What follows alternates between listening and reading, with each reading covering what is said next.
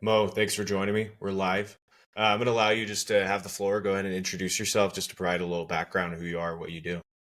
It's my pleasure, Connor. Thank you so much for the invitation and being here together. My name is Mohamed Aboshanab, and you can always call me Mo. I'm an international lawyer and tax expert. I've lived in 10 plus countries. I've done business in 50 plus countries. And I'm always helping digital nomads and remote workers, entrepreneurs, and investors who would like to build a global lifestyle where actually they can pay as low as zero taxes and hold a multiplied residence in citizenship in different countries. And can you go into a little bit about what led you down this path, why you went into international tax law? I mean, it sounds very specific, and why you yourself are such a nomad and why you lived and worked in so many countries. I was born in Africa, specifically Egypt. I've started my business or my journey as an entrepreneur. I was doing communication services and selling equipments between the Middle East, Africa, and Europe and the US. And I was always thinking about the idea I'm not making any money outside my home country. Why I pay taxes to the local authorities? I get the equipment from the US or this is before yeah, at the early stage of the internet age. I get in my equipment from the US or the service from Europe, and then I'm selling it into Africa and the Middle East. I'm actually getting paid into Dubai or UK or Cyprus or Malta. So why I have to pay money back to where I actually living? I'm not benefiting or getting any benefits outside from the country I'm living in.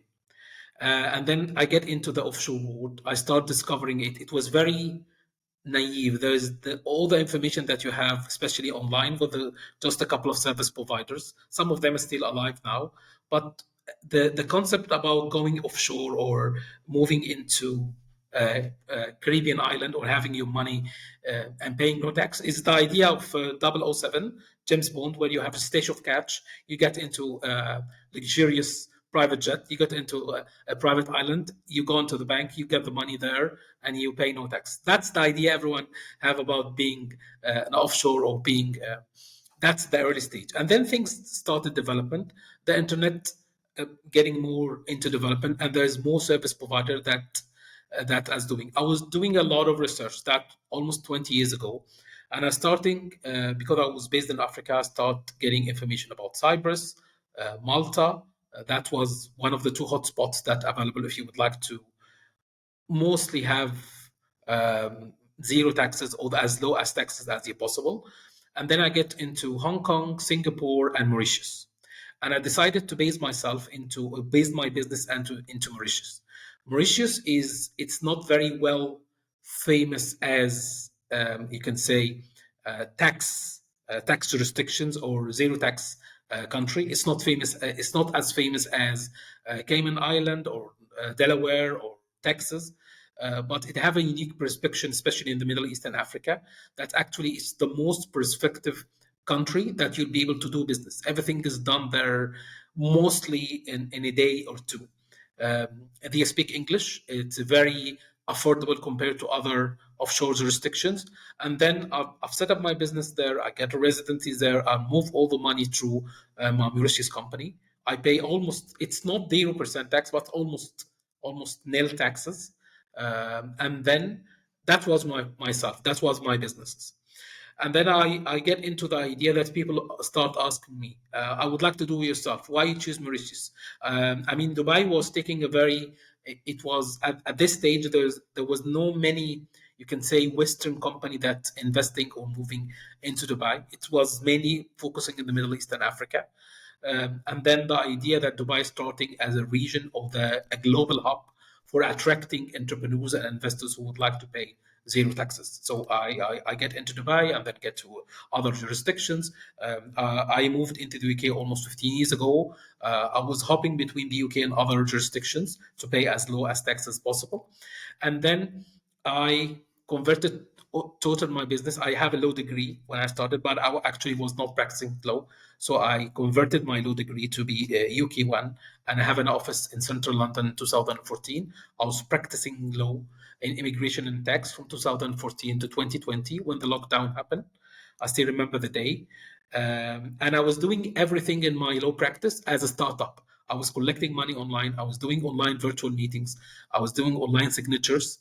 And this is what beyond the norm. Even I would get. I mean, people, especially in the legal business in London, in the UK, they have to do everything by the book, the traditional way. You have to do face-to-face meetings. You have to collect the payment online. Everything offline. Everything have to be done on a manual base. But I was doing everything as we have a lockdown. So when the lockdown happened, I say, yeah, that's my opportunity. Let's shut down the office. Even I shut it in March 2020, before the hype and before everything. We don't need the office anymore. I moved out of London, and then I start gradually moving 100% to be 100% remotely. And then the number of people who would actually going remotely or going off, you can say, uh, started to think about the idea of going being digital nomads is increasing rapidly. I mean, I mean, the you can say it was like once the lockdown happened, the first thing happened to people. I'm based in London. Why I not move to Manchester? Or I'm based in New York. Why I not move to New Jersey or Texas or any local state? I pay less taxes and I can and still do the business remotely or do my job remotely. I get the same salary. So that's the first thing happened to mostly people. I can move to low cost city nearby and still doing everything I do from the high cost city. In the UK, it was London to Manchester or other uh, low cost places. From the US, it was California to Nevada or the other states around them, or from the New York to New Jersey, Texas, Florida. That's how things start. And then, okay, why not move to an island or a tropical place? I think in May 2020, Barbados was the first country to come up with a digital nomad visa. It was called, even it was not called the digital nomad visa, it's called Barbados Welcome Stamp, that allow anyone who would go through a process and they would like to work remotely in Barbados, an island, to live there for 1 to 2 years, but they have to continue working for the home company that they already working in. It was a very simple application. You fill the application online, you get it, you get the stamp, you get into the country. So that was the first thing that happened in the world, that actually you can go and work remotely officially from other country. and then and then start rolling. People asking now, okay, I'm British, I'm based in the UK, I would like to move to Thailand or Bali, or actually out there, why still paying taxes to the UK? I'm American or Canadian, and I have an online business that ran business actually online. I'm not benefiting anything from the US or the UK or Canada. Why still paying taxes to them? So I find myself into I getting into a lot of interviews, a lot of you can say seminars online, content creation about the idea. It's relatively new idea, but actually I've been doing this myself for 20 years, and I find that this is I would try to position myself as the offshore king, or I call myself a global expat. I'm not Hmm. actually a digital nomad, because digital nomad, they have a mentality about they are trying to stay in a place as short as possible to get as most as benefits and then move to other place. No, I have a different perspective. I have different bases all around the world. I have a base in Miami, in London, actually in the UK, and in Cyprus and Dubai. And I travel between the bases as needed, whatever it's a weather thing, it's a lifestyle, it's a business, or I can use each of the bases to travel to other location. For example, if I'm traveling from Miami, I can access to the Caribbean islands or Latin America. If I'm traveling from London, I access all Europe. If I'm traveling from Dubai, I access the Middle East. If I'm traveling from Cyprus, I access mostly the southern countries in Europe. So I use the basis as a point of you can say entry into an ecosystem. For Cyprus, I enter the EU. For Dubai, I enter the Middle East. For the US, for the Miami, I enter all the US ecosystem. And all US, I consider US, it's US, Canada, Latin America, and Mexico, including the Caribbean. It's one banking system. It's mostly one regulation. You can do everything from the same. So that's why I created the different bases. I travel between the bases. I'm not telling anyone to do like myself. It's a very complicated process. It's take a lot of money and effort, but at least you got the idea. You just need a base. You can start with as simple as one base, and you can keep it and you add more bases, or you can move between bases and build. You can say, I call it business on the ground. You don't have to be 100% remotely or offshore, but try to benefit, because the laws keep changing from place to place. And as long as your business is actually a mine, you are not based anywhere, you can benefit from different rules and regulations. So, and can we back up because I think you mentioned it right there, as you said that it's good for your business, but it's very complicated and it's taking you a lot of money and time and effort to set up these different bases. So, can you go back and I'm just curious. I mean, maybe it's obvious, very obvious to you, back to when you were growing up in Egypt. Why not just stay in your home country and try and operate a remote business from that home country as opposed to being this global person that has to deal with all these different governments and entities and complex business structures? Did that ever cross your mind? Or maybe you can kind of go back to when you decided to say, okay, I need to get out of Egypt. But why would you not stay in Egypt? Just curious. Actually, it's not about leaving the place. It's I mean, in the early 20s, 20 years ago, when you try to do an international business, it was extremely hard. If you're trying to move money between the Middle East and Africa and Europe, they ask a lot of questions. They need a lot of paperwork, and the amount of money and efforts and admin administration to do an international business as my scale, it was a very frustrated. So what I've done is a very simple. I've tried to set up. I say I'm receiving money from my clients. This money doesn't have to come to Egypt. It doesn't have to come to my home country. I mean, you don't have to think of Egypt as an example. It could be the U.S., Canada, Europe, whatever your home country. Just replace Egypt with your home country and say, why I still getting money into my home country where actually I don't have suppliers in my own country. I'm not benefiting anything from the country. I have to put the money there and then put it and then transfer it to another country and then to buy my suppliers and service provider. So why I don't put the money into an international, easy, low tax jurisdiction or country where I can actually move the money back and forth and keep my profit in this country tax free. That's the first thing that come to my mind. The second thing is regulation.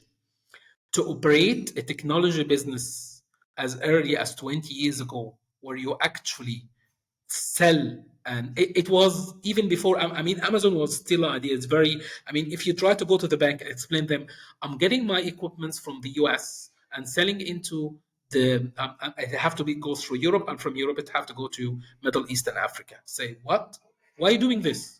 That's nonsense. I mean, the idea itself was beyond the understanding of normal administrations and people that actually was doing business. I mean, most of the business was importing, exporting, selling services, lawyers, doctors. There was no that huge of multi cross border transaction that we have seen now. I mean, the world was less international. I mean, even when I was trying to travel or do business in other countries, it was very challenging getting visas and applying for residency and trying to explain.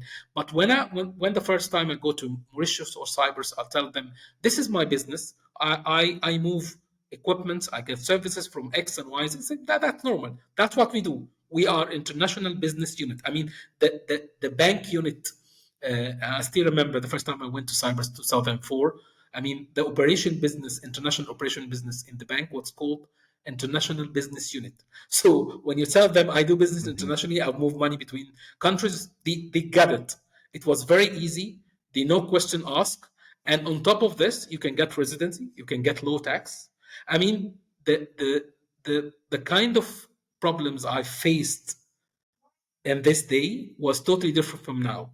Now it's you are living in mostly hybrid you can say multi international correspondent business, and what kind of regulations and rules you are facing is totally different.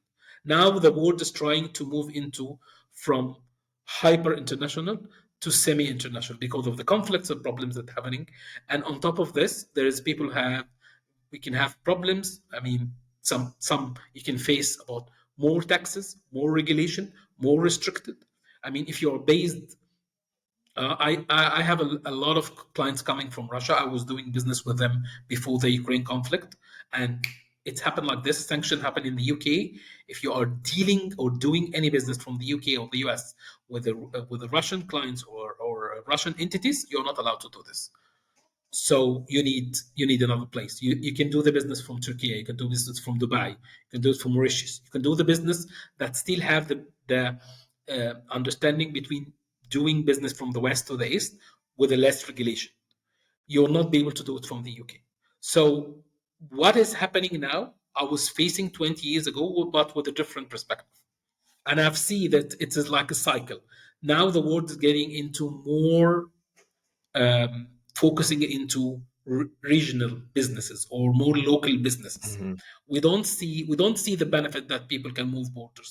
In the same time, there's a lot of people who are actually they have their income 100% online. It's not about remote work. I mean, when you get a job, you get paid, you do it remotely, that's remote work. But there is actually another business that many of the online entrepreneurs or influencers, I receive my 100. I can do my business anywhere. I can receive my money anywhere. It doesn't matter where, and I can actually base myself anywhere. So that's a totally different challenges that need to be addressed with a different mindset. I'm curious too. And sorry, just to circle back on the Egypt piece. What kind of tax situation were you escaping in Egypt, or what is the current tax situation if you're a business owner and a citizen in Egypt from a corporate and personal income tax perspective? I just have Uh, no idea. at this time, I mean, the Egyptian system based on the French system on the tax, it was 40%. That's the corporate tax on the income tax, but it was not actually enforced. I mean, the bank system was very relaxed. They was not 100% regulated into. They have to ask about each transaction in each way, but the main pain that was pushing, especially myself and other entrepreneurs at this stage, was regulation. I mean, there was no regulation suit into people who was doing international business or online business. To do an online business, you have to get approved from a different, you can say, departments. They have to do like a security background check on top of you, so you can just get an approval to operate a technical business or an online business. What I was doing, I need a license to operate in the country. So actually, that's why I decided to see what is other opportunities in other countries. I mean, I was always even I have roots. My family have roots from other countries, so I was growing up understanding there's a lot of. I mean, the world is not onto just one place or one country, one city, one family. The world is more connected as you never imagine. I mean, people now do this. They go and check their heritage and see how much genes and I don't remember the name, but there's like a couple of services you can give them a sample Hmm. of your blood, and they go into your history and see how you have family and relatives all around the world. Actually, I was growing up understanding that I have family from the Middle East, from Africa, from Europe. That's why that the first thing that people tell me, you don't look like Egyptians, you are mixed. So I'm mixed myself and I have different roots.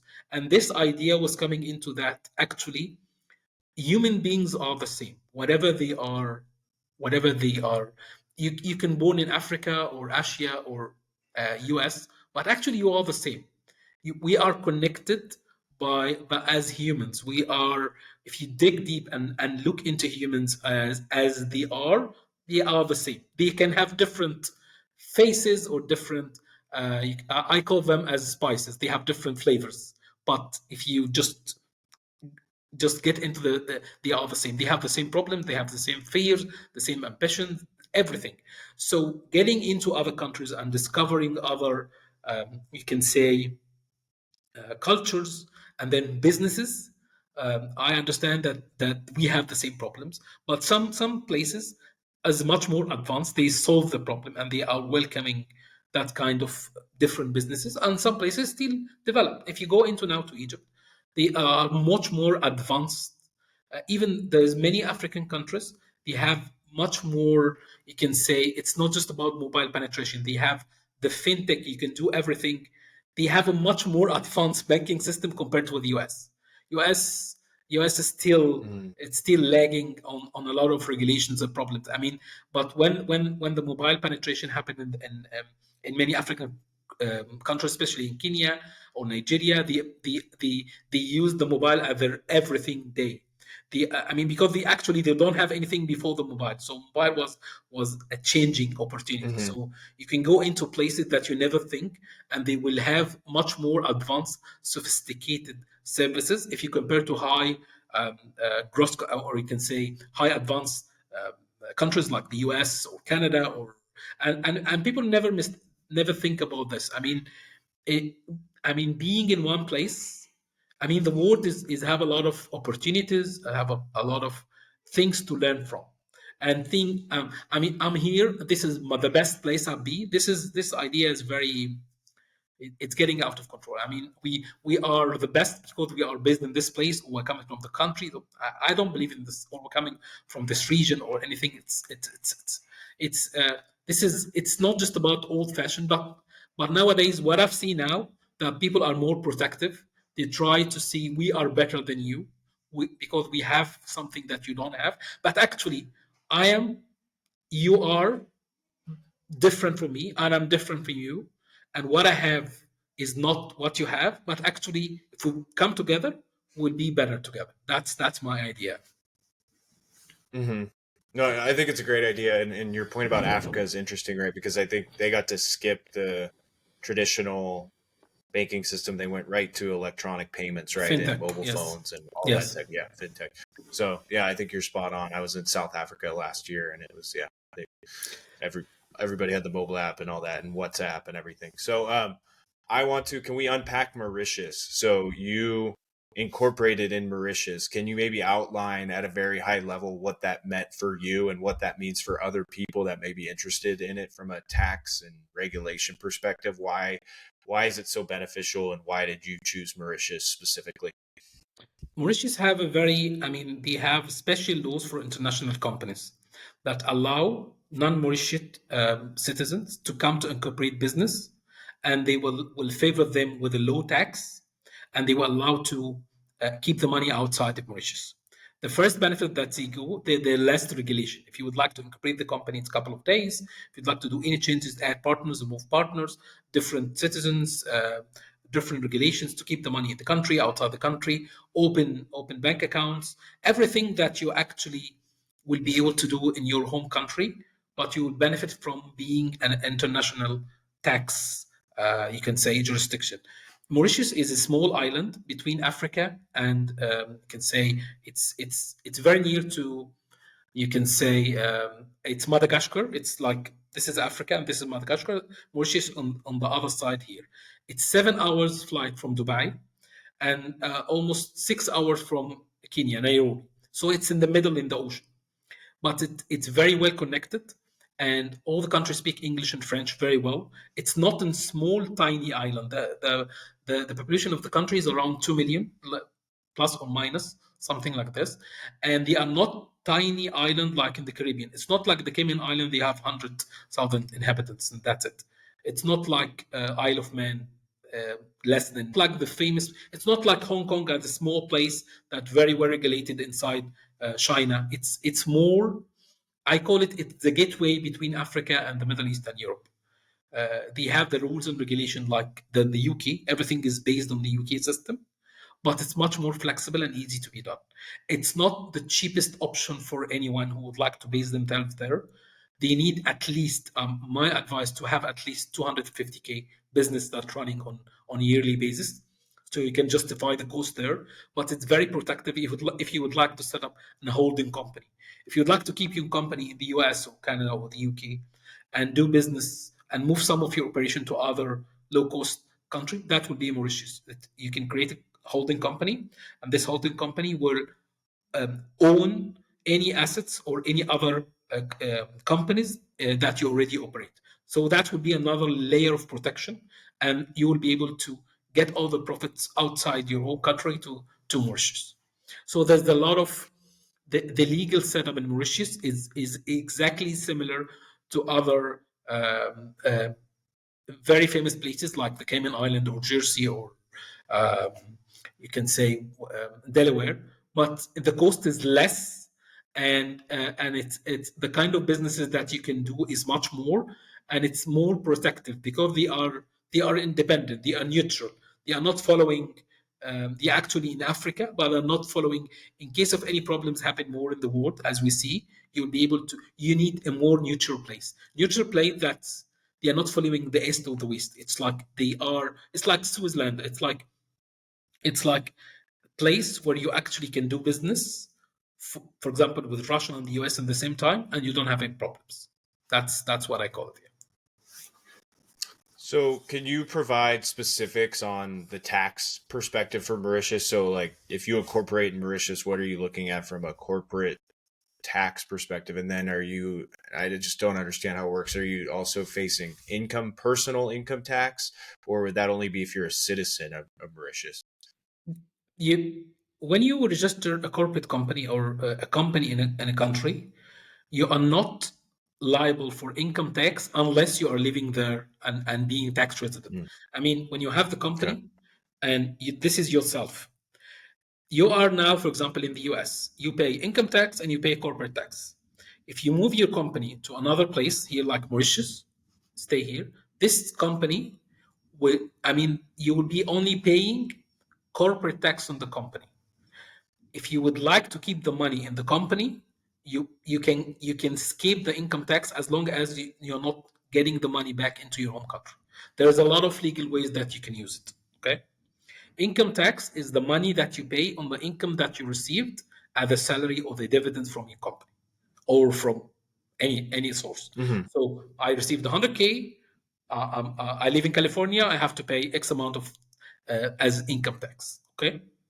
But if my company is another place, whatever it's in Mauritius, the actual rate in Mauritius is 15%. That's the normal rate. But when you incorporate an international business, this rate goes into as low as 3%, and it could be at the 0% with a certain implications. You need to apply for something. I say I'm doing an international business. I'm not using any resources in Mauritius, and this business will be 100% offshore. All the directors, the employees, the sources, the money is coming out of Mauritius. I'm just using Mauritius as a base for my business, but actually I'm not doing it. They give you a special tax rate, and you lower the tax rate from 15, could be a 3 or 0, depending on your tax structure. That's the standard. That's how the law is. That's how they are attracting international businesses. That's written in the law. Okay. If you would like to be reside there, if you would like to put yourself and live actually in the country as a resident, you can pay the 15% of the income tax. But this is not the best option for you. When I based myself in Mauritius, was an alternative. I actually didn't live there all the time. I get the residency to get it have a benefit, but I didn't call myself tax resident. There is difference between resident in the country and the tax residency. Tax residency, that's mean that you're obliged to pay income tax in this country or this location. You could be a resident in a place, but you're not obliged to pay the income tax. And you could be obliged to pay a tax resident in country, but you're actually not living in it. So you have to choose the best scenario for your situation. And then, so can you, what would be the best scenario? So I think I understand you can basically, if you have an international business in Mauritius, you can get your corporate income tax basically to 0, 3%, like you said. Yes. But then how does it work for you if you're willing to share from a personal income tax perspective, right? You're living all around the world, Miami, UK, Dubai, different times of the year. So how does it work from a personal income tax for you? Is there a specific location where you're a resident and therefore has the lowest personal income tax when you want to pull money from your company? I myself, I'm a resident and tax residency in Dubai. That's my residency. Got it. Okay, that's And can where. you, yeah. Yeah, Yeah, you're probably going into it, but can you explain why? I know that Dubai obviously is very popular for it's entrepreneurs, digital nomads. it's not just about entrepreneurs. It's like it's the best place to base yourself if you are. You can say it doesn't matter your background or citizenship or residency. It's the best place to base yourself to pay as low taxes as possible. It's not 0%. The tax income is zero. Okay, but there's other things you need to pay to be resident in Dubai. I mean, Dubai doesn't tax you as a personal, but they have services that you need to pay on a yearly basis to keep yourself registered in the country itself. That's the thing. And is that a percentage base or is that just a No, flat no, it's a fee? flat fee. It's a flat fee, and it's flat fee. You don't have to pay if you are not renewing your residency. The idea of Dubai, I mean, I can give like a brief introduction about it. Dubai is the second largest city in United Arab Emirates. United Arab Emirates is like a federal state with a different states. One of them is Dubai. The capital is Abu Dhabi. It's not as famous as Dubai, but Dubai is famous because you can say it's the entertainment city. It's very famous with Burj Khalifa. It have many things which is very very famous for it. Okay, they have set up the country almost 50 years ago when they started incorporating the business company itself, that anyone can reside themselves there and pay zero tax. We're not taking any money from you as income. Whatever money you are making, it's zero. Okay, how they are funding themselves. They funding themselves something called services. To get a residency there, you need a card. I have the card. I can show it to you later. But you have the card. This card gives you resident access to the country. To renew the card, you have to pay fees, depending on how structured you have. It could be as low as 10K per year, and it goes up to 50 or 100, depending on how complex is your setup. If you are an employed in a business, the business is pay the fees on your behalf. Okay, that's how Dubai is. There's no tax, but there's services. You have to pay services yearly upfront. It's before you start we get you the card. You have to pay, for example, the minimum 10K upfront to be resident there, to be consider yourself as a residency. That's my setup, and this is one of the that I can advise anyone to do it as long as he justify the cost. There's pros and cons to Dubai. I mean, Hmm. And then I'm curious too because you say you live in Miami. I think you're in London right now. I would imagine if you're spending time in these other countries, they want to come for their share as well. Or maybe you can speak to the U.S. specifically, since I'm in the U.S. How do you avoid the U.S. coming after you and saying, actually, it seems like you spend most of your time here and not in Dubai, and so therefore the U.S. income tax laws apply to you. So can you maybe speak to that a bit? yes, I mean for any U.S. citizens or U.S. resident, there's two ways. If you have a green card or American passport, there's a way which will talk second. And for anyone else, I don't have an American green card or American passport. Okay, I have something called E2 visa. I'm British citizen, so I can get something called E2. It's a visa. It's not a residency that allow me to access and do business in the US. And as long as I'm not spending 90 days plus, I'm not eligible to pay US taxes on the other income. Okay, so I can have a base. You can have a condo, you can have a house, you can have whatever anywhere in the US. You pay the property tax, but in Miami it's different. You can have a condo, okay, and I spend less than 90 days in the US using my E2.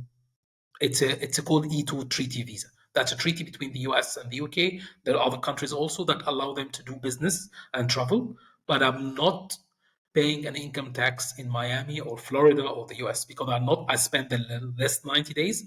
I don't have a green card. I can switch my E2 to green card very easily, but this is what put me into being as an American citizen. I have to pay taxes as worldwide income, which is something I would never do.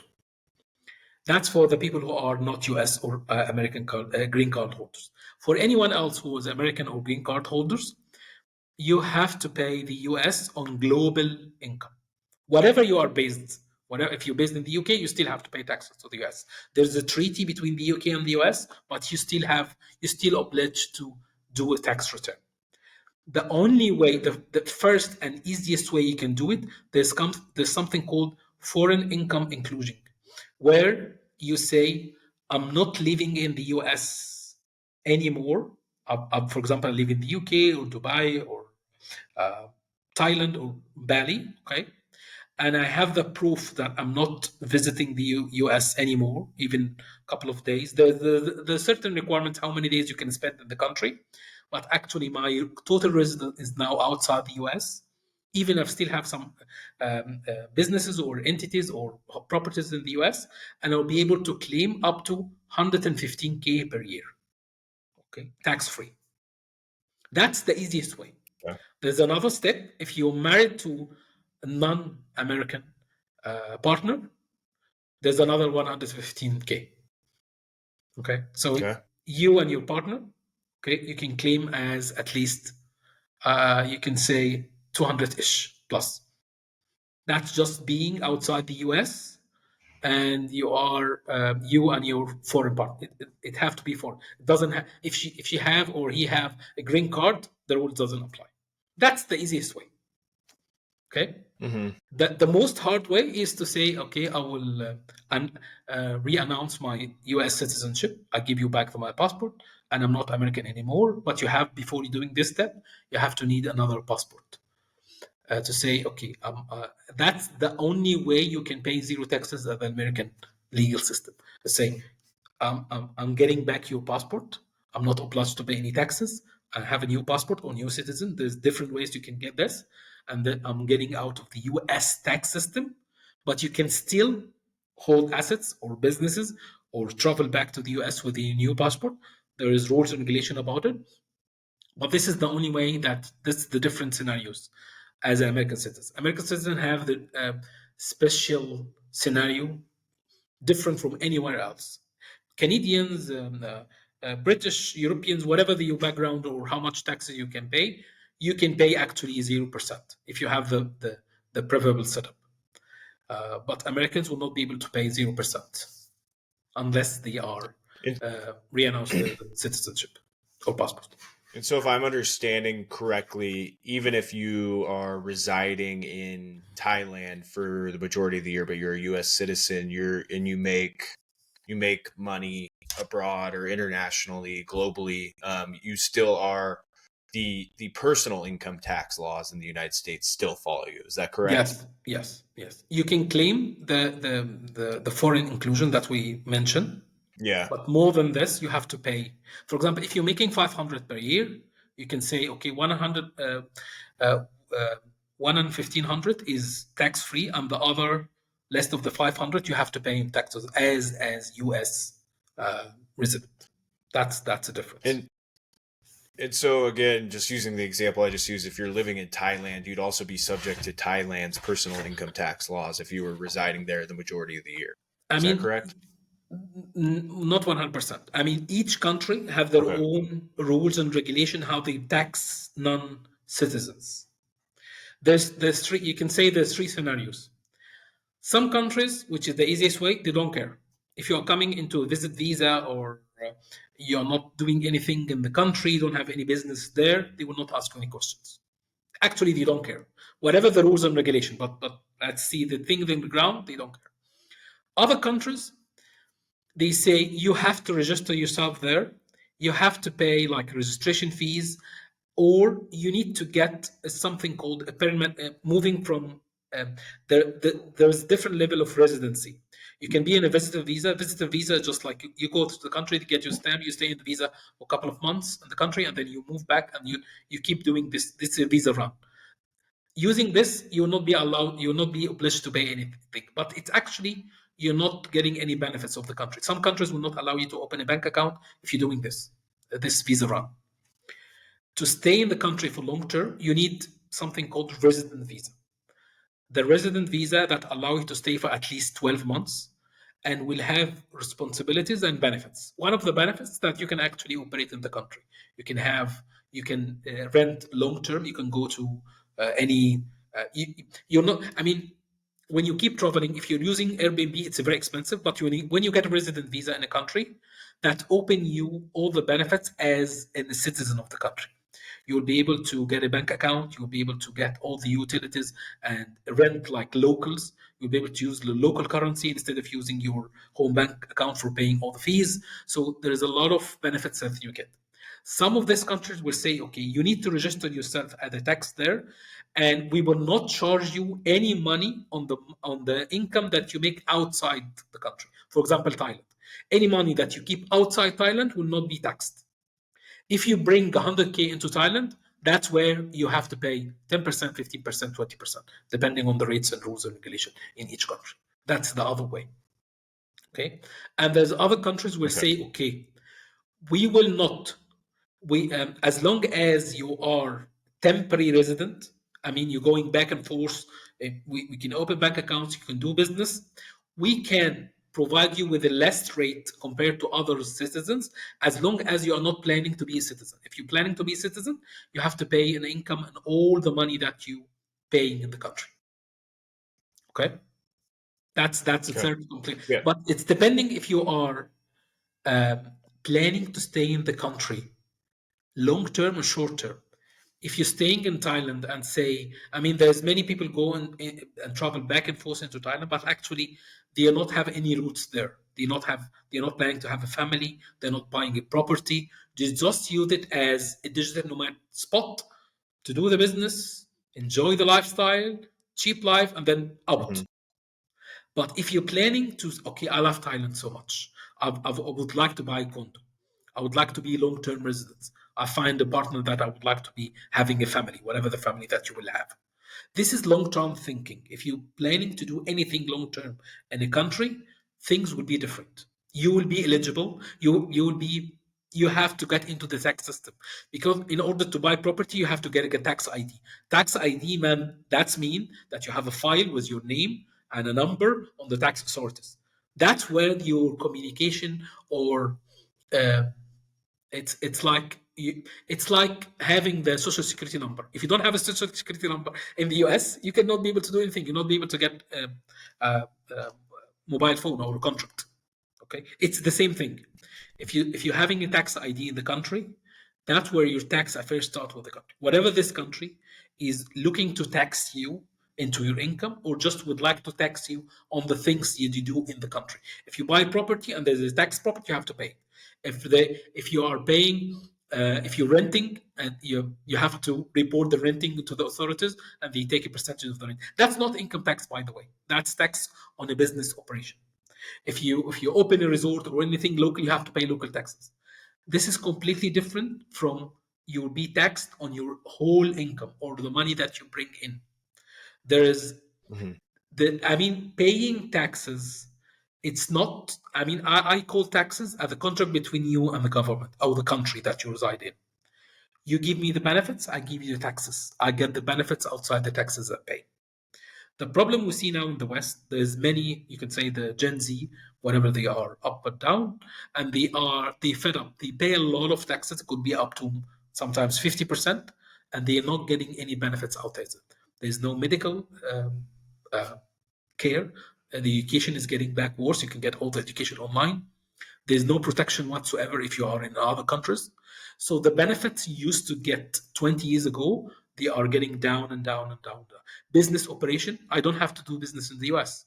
I can do business in any other country that have the same system in the US and I will pay less taxes. So why are still paying high taxes and you are not giving me back my benefits or my advantages that I pay? It's like a contract. That's how I see tax. If you're not getting Hmm. new benefits, say sorry, bye bye. I can be myself in anywhere. The idea that mostly we have brought up, especially in the West, that if you are not paying taxes, you are a bad citizen. You are trying to deceive the government of not paying your obligations. It's not like this way. Your taxes for benefits. If you're not getting me benefits, I'm not paying your taxes. If I'm not Hmm. residing there, why I have to pay money back to you if I'm not getting anything from you as a return? This is how humans are operate from long ago. So taxes is a way two way. It's not one way. It's not just you are a citizen of the country that you have to pay me. Actually, you have now the tools and services that you can be citizen of anywhere. You can buy passports, you can get residency. There's many scenarios that you don't have to pledge to the country that. And this is not about being because there's also a huge thing happen mostly online about being patriotic and paying taxes. It's totally different. I mean, I love the US. I would like to be an American citizen as long as I'm not paying taxes. Okay. So loving a place, okay, you can love the place. You can. This is the place I would like to be. I love the UK. The UK is an amazing place. If you just get out the weather and food, okay. Everything else is amazing. Okay, the history, the country, the people. It's fantastic place. But I don't want to be there because they tax me too much. But I'm considering myself as a very good, you can say, British. I love the British values. I love being Egyptian. I have other passports and other citizens. So I love being patriotic into the country. It's a feeling that you belong somewhere. But this feeling, it doesn't have to taking money from my pocket and paying to say, this is the way I prove I'm paying back. No, if I'm not getting the benefits, I don't have to pay it. As easy as that. Hmm. Can we pivot to maybe sticking with the US? Like, if someone doesn't want to give up their US citizenship and they're building a business in the United States, what is the best strategy to lower taxes? I would assume you would incorporate in somewhere like the Cayman Islands, which would eliminate your corporate, or maybe you can get into the specifics, greatly reduce your corporate income tax. But then what about the personal income tax, right? As a US citizen, it sounds like you can't get away from that. So what is the strategy to lower taxes as low as possible as an American citizen if you're a business owner? I can give two scenarios. I mean, one of the scenarios I mentioned is about Cayman Island. If you decided today to move out of the US totally and move to the Cayman Island and set up your business and your residence there, the company itself that you set up will pay zero corporate tax. There's other services that you need to pay, or you can say fees. There's no tax in the Cayman Island, but there's the other service. For yourself, you can claim the foreign inclusion that we mentioned is 115K, and that's the easiest way you can do it. Okay, if you will take 115K tax free to live in the Cayman Island. Okay, that's the easiest thing. There's another way. It could be Dubai, because Cayman Island is more expensive than Dubai. The minimum setup you need to set up yourself in the Cayman Island, at least 25K without adding services. There's just the minimum base. For Dubai, you can start as 10K. So it's depending on how much money you're making. If you would like to stay in the US time zone, Cayman Islands are the best. I've been there. I spent more than a couple of months. I've seen all the operation there, them on the ground myself, and it's one of the fantastic places. It's a mix between the UK and the US, but based in the Caribbean. The weather is amazing all the time. The food is good. People are very friendly. So it's actually a place that you can. And it's very well connected. Just 1 hour from Miami, one-ish hour between Georgetown and Miami. So it's very well connected to the US. But if you would like, but the setup there and the cost of living is extremely high. To rent a proper place, at least 4K per a very small place per month. Dubai on the other side, it's the other side of the world. The setup is starting from 10K, the proper setup, because you will find a lot of people who can say, I will set up there for 2K, for 3K. This is mostly scam. They get you the papers and they run away. But to have a proper setup that you can use for yourself or business starting from 10K, don't pay the less 10K. And then you will be able to say, I'm paying zero income tax in Dubai, and I can claim my foreign inclusion. There is a lot of opportunities and entrepreneurs. It's very well connected city. Your mindset will totally change it. Dubai is a mix between Istanbul, Miami, and London. It have the some of the East mentality like Istanbul, and it's very business well oriented like New York, and it's very well connected like London. So it's a global city. It have pros and cons like any other place, but if you are doing an international business and you would like to be in place that's very well connected and have a similar mindset, because there's many entrepreneurs that fled their countries and go to Dubai and they stay there. You see the luxurious photos and everything, but it's not as glamorous all the day. When you live in a place, you are not tourist anymore. You are not an Instagrammer anymore. When you leave a place, you're like everyone else. You go there, you have a job, whatever it's remotely. You go there, you have the bank meetings. You go. Yeah, I mean, it's the hustle and bustle. It's like, I mean, if you visit in New York or living in New York, it's totally different. So Dubai, don't look as a visitor. Just look into that. I'm living there. There's a lot of benefits that you can get out of this. So Cayman Islands 25K, Dubai is 10K for any American citizen, and they will be able to claim 115K USD as a foreign inclusion. There's others way they can benefit to lower their taxes, but it's depending on case by case. If you have, it doesn't have to be a foreign partner, but if you have a partner, he's not U.S. citizen, you can get, I mean, you can register the company as his name, and you can get all the money into the company, and you'll be employee in the business.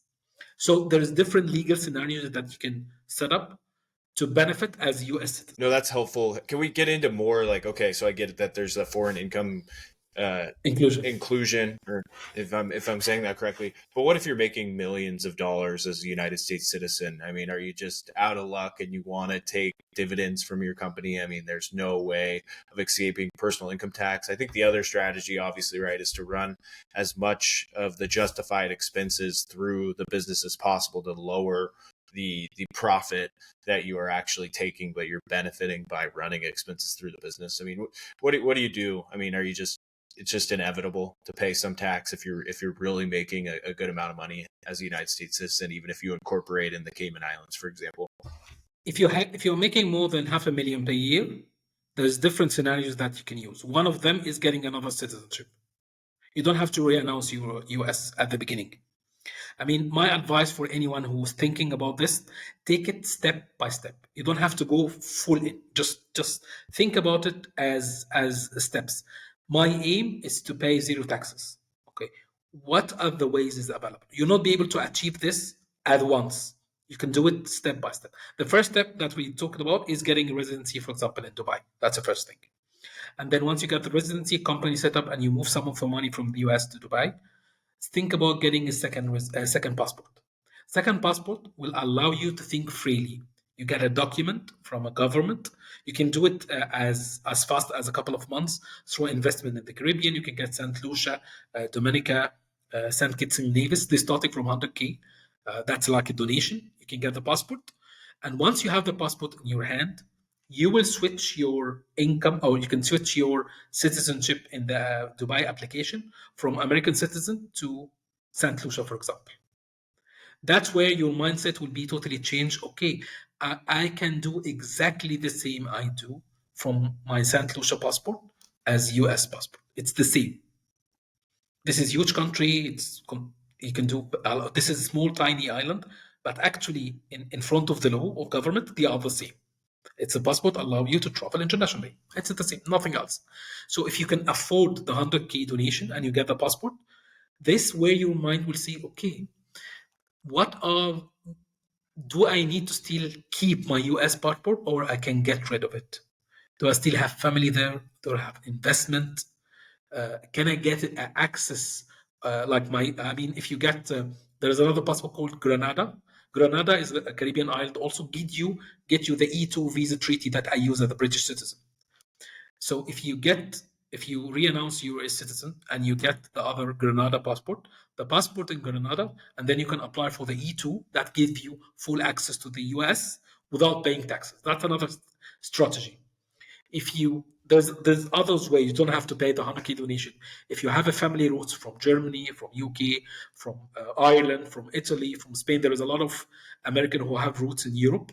They can dig up in those roots and get something called citizenship by descent. It's a lengthy process. It's not cheap. It's not easy.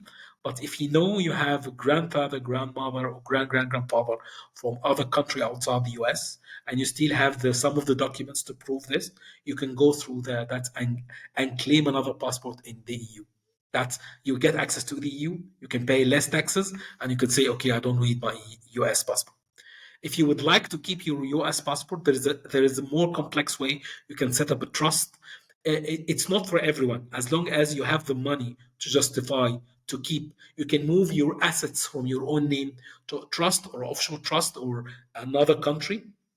There's a lot of benefits in this, but it's like if you're making, then that you have to justify the cost, which is mentioned is at least making $500,000 per year US dollar. You pay a lot of taxes, and if you can use these taxes to invest in other, you can say offshore structure that will benefit you in the short term and long term. But don't say, okay, it will take me 6 months or 3 months to go 100% tax free. No, that will never happen. Your mind have to accept the new challenges and opportunities, and what can I do? Because you're stuck in one place for long term, even if you travel globally and see other cities and cultures and things, but you see this is the best place, that there's nothing else in the world. You, your mind would take at least 3 to 6 months to accept. I mean, the world is the same. They have pros and cons everywhere. If I'm not benefiting from my place, where I can see other places. That's the simplest way. Yeah, I can see how it's incredibly complex, and there's just so many options, and it's highly personal. One thing that comes to mind, I mean, if you do go down a lot of these paths and you incorporate in Dubai, or you're a resident of Dubai or the Cayman Islands, isn't there always a risk that the environment changes and that place is no longer as friendly as it was in the past? I mean, is that something you ever consider? Um, because it just seems like it would be such a pain to go through all that to get it all set up, and then Dubai says, "Oh, actually, we need some more revenue as a government, and therefore we're imposing this corporate tax or personal income tax." I don't. Do you ever think about that, or do you foresee that happening anytime in the near future? I mean, there's a lot of risk you have to take into consideration, because rules and regulation keep changing all the time. I can give you like a simple scenario. To get Turkish citizenship, 3 years ago, it was 1 million. You have to invest 1 million US dollar to get a Turkish citizenship. Now it was reduced to 200. Okay. And now it's 400, and they're thinking to getting up to 600. Okay. So why are they changing the rules? I mean, if you're following the regulations about residency and citizenship and other words, the Portugal started to change also the rate for golden visa from 250 to 500. So I mean, countries change and make it more harder to get into when there's a lot of inquiries or people moving into to the country. There's a lot of people who would like to be Turkish, with a lot of people who move to Portugal, and the government themselves. I mean, locals are fed up, because when foreign people move to into country, especially if the country is low cost, like in Turkey and Portugal, everything, there's a huge inflation, because foreign come with US dollar, they rent a lot of apartments, they buy apartments, they invest in the businesses, they create like a hyperinflation into the country, and locals who are making money and they used to make less money, they feel instant poor. They say, I used to live in the place, there was not a lot of foreigners, so they push into the government. The government try to make the local happy. They make more regulations, and it's like a cycle. And there's a lot of foreigners Mhm. leave the country, and the new government come. We are desperate for newcomers, so they lower the regulations, and it's like a cycle. It's happening all the time. Mhm. I mean, it used to be very easy 20 years ago to travel to Cayman Island with your passport. Just open a bank account, get a company in a couple of days, get residency there, buy a house, and that's it. Now, just open a bank account, you need at least 10 documents. I can show you the list. It's very complicated. I mean, countries are trying to, as long as they are more popular, they will make it uh, more restrictive to get into. So rules and regulations and tax rates keep changing all the time. My idea is that when you get into the place, for example, Dubai keep changing. They are introducing 9% corporate tax, and not all the companies, but still say we are 0% of the income tax. So even Dubai, which is we used to be 100%, they still having rules and regulation keep changing. The idea is that you are living in the US. The rules in the US keep changing, but you are not noticing it, but because you get your familiar into it, because you are saying, this is what happened to me and everyone else in the US. Other countries have the same. The rules keep changing. If you have the investment or the opportunity to get something that's very attractive now, get it. Because 6 months or 12 months, you'll not be able to get it. It could be changing, the prices could go up, or you are not eligible anymore to get this. So the more you get as soon as possible, that will benefit you. But here's the thing. If you get a passport from a country or you get a residency or open a country, you are starting your journey into a new destination. And this journey, you will have a lot of benefits and a lot of disadvantage. If you're still getting a lot of benefits, keep into the country. If you're getting a lot of disadvantage, you say, okay, should I go to other place or I still recoup my investment? Because it's like pros and cons. But you'll not be able to get into this mindset unless you say, I'm getting out of the US. Because US, I mean, yesterday the podcast about the US, and it's the only country in the world that you can live actually 12 months. You can live in the summer, in the winter in Miami, and you can spend the winter in New York or California, whatever. So there's no other country have the same ecosystem like the US. So if you're trying to compare to US in other place, there's none, because it's actually 50 plus countries in one federal state. So but when you get out of it's very protective, it's very easy, same rules and regulation, common language. That's why if you try to go anywhere, even in Canada, if you're just passing the border, it's totally different mindset. They have a different mindset. The business there are more restrictive. There's more taxes. They are not as business friendly as the US. But you will get into a mindset there's more into the world than the US, and you have to balance your benefits. It's more, I'm getting more or I'm getting less. I know a lot of people who've been into that for 20 years and say, okay, I'm fed up now, I would like to leave. In the same day they leave, there's a lot of people who are coming at the same time. So it will keep doing like this, not just Dubai or the United Arab Emirates. All the countries are doing the same. As long as you are taking and seeing the you're building your journey, you're creating your story. You'll not be able to, you can say, copy from. It's not like copy training. There's Mr. X who's doing X and Y and Z. I'll copy exactly the same like him and do. Your story will be different. I know people who just, for example, they invest a lot of money and effort, and they would like to set up themselves in Singapore. And in the first day of the visit, they fed up. I don't want to live in this country anymore. I would like to go away. Even it's amazing place, it's very, but they don't like it. It's I know people who went to Dubai. I don't like it. It's too much for me. There's a lot of hassle. It's, they call it plastic city. It's a personal taste. So you are creating your own story, but you need to accept that your mind will be changing. Your mindset will take some time until you see the benefits from a different place. Mm-hmm.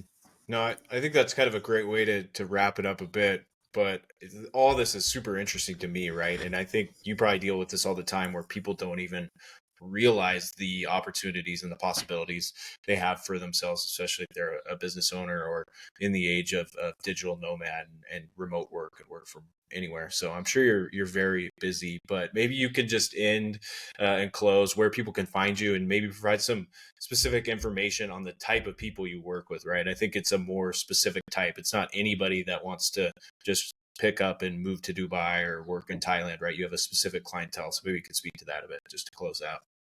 Yeah, normally you can Google my brand name. I call myself Global Expat. If you can type Mo Global Expat, that's one way to reach me. You'll find me in LinkedIn, Instagram. I'm everywhere on YouTube also. That's one thing. Normally, I work with clients who are mostly investors and entrepreneurs who are making at least 100K, and they would like to see their options about lowering their taxes or getting residency on citizenship in other country. I'm not serving you can say the digital nomads who would like to keep traveling from different countries who just have a remote job. They will not be able to justify the cost. But I'm happy to advise them. I have a lot of communities and members who just go and ask simple questions. I'm happy to answer any question whatsoever. But to be my client and work and long term. You can say benefit plan. You have to meet to make at least 100K to justify the cost. All right, Mo, thank you. Like I said, I enjoyed it. And I know we talked about this off before we were recording, but I'd be happy to bring you back on to dive deeper into this, right? Because there's so much you could talk about. So again, thanks for the time and best of luck. It's my pleasure, Con. Pleasure. Take care.